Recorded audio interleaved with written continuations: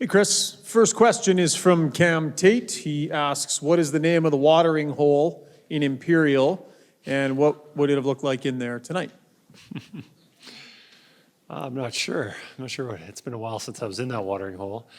I believe it's just called the Imperial Hotel. And hopefully they had the game on and they were cheering Connor on. And hopefully they enjoyed the game.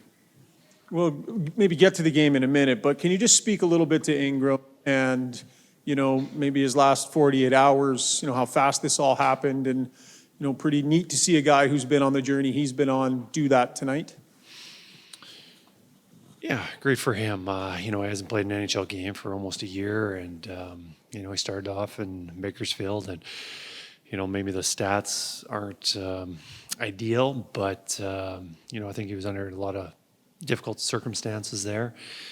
But we knew that he was a quality goaltender. He's played a lot of games when they were in Arizona. I believe one year he played up to 50 games and over a 900 save percentage, and really solid. And his game is really calming. He's square to the puck, minimal movement. Tonight I thought he played really well.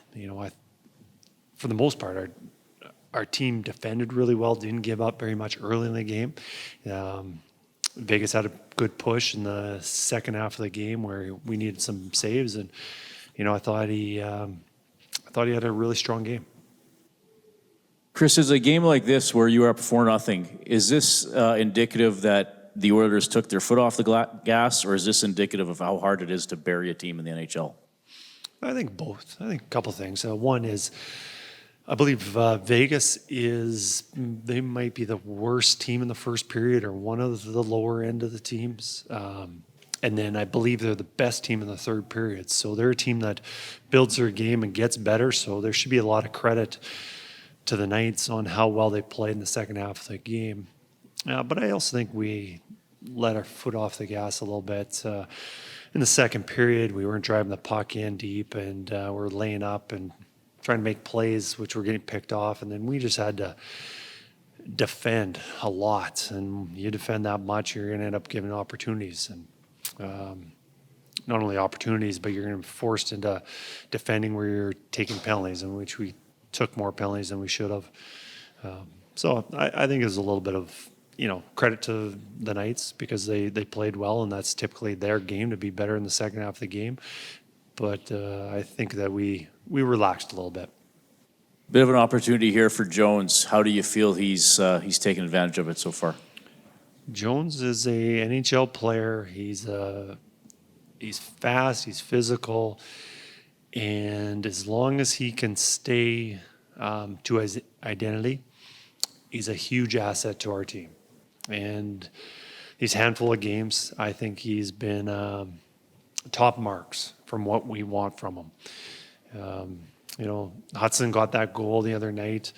That's a lot on his work, breaking up pucks, taking it to the net, leading to that goal. He's had a lot of those plays. So, like Max is helping our team, and we want him to continue playing like that. Kris, just going back to Ingram, considering all the struggles that he's had and, trying to get back into the league, how does the team rally around that? Like, do they understand that? Do they are they excited for him going into this game, or they want to kind of help him out as much as they can? I can't answer that. We've got everybody on our team. We're trying to have success. We're cheering on everybody, so we can't say that it's more than one guy than the next. I'm sure they feel great for him that he's overcome his adversity and he's back in the NHL, and here he is having an opportunity to start here in Edmonton and playing really well. I bet you they feel fantastic for him, but to say that they feel more excited about him than the other guys, I don't think that would be fair. Kris, does everybody in Imperial know one another? Would you have known? Absolutely, everybody. Would does. you have There's known only, Ingram much? There's about 390 people in our town, and then of course surrounding area with all the farmers, a little bit more than that. So you would have known Ingram? You're much older than I he knew the is. family very well. Connor was probably the only one I didn't know, just because he was the youngest of the family. His mom and dad worked for the school. Mr. Ingram was our 7th grade homeroom teacher. Was my football coach, track and field coach, volleyball coach, you name it. Yes, I know the family very well. So to change the topic, Stashny's play since he's been here. What do you think of his play? Fantastic. He's very agile, probably one of the better skaters in the NHL. Now, the fact that he is a better skater, he can skate out of trouble, make a lot of plays, not high risk, very reliable. And yeah, so it's only a handful of games so far, but his report card be very, very positive. And one more. Do you think it's easier for a goalie who's played in the minors, where it's more scrambly, to come up to the NHL to play? A lot of players. It's the NHL game's a lot easier to play as a forward, as a defenseman, and especially as a goalie. Everything's a little more structured. There's less chaos. The shots that you're seeing are more predictable. So yes, it is an easier game.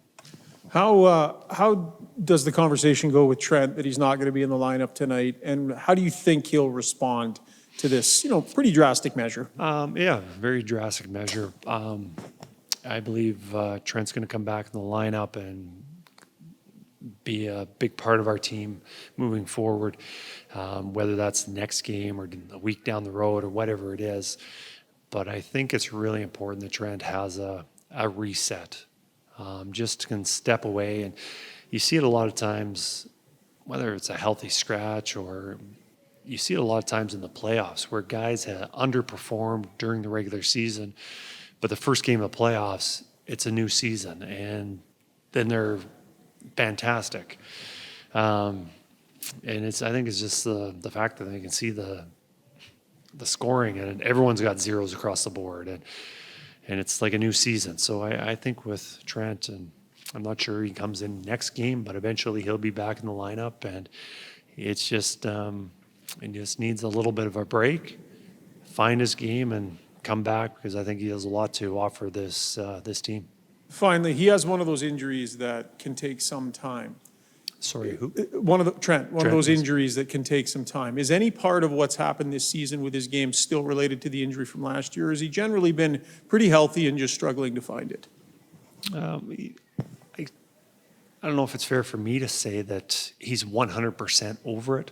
I know he's cleared, and I don't know. I shouldn't say that it's not bothering him, but from what I know, it's fairly healthy. He is fairly healthy, but maybe there are some side effects to it. But Trent's a pretty proud guy. I think he plays through a lot of pain, under circumstances. I don't think there's pain from this injury, but, I don't think it's fair for me to absolutely say for certain that he's not having some side effects of that.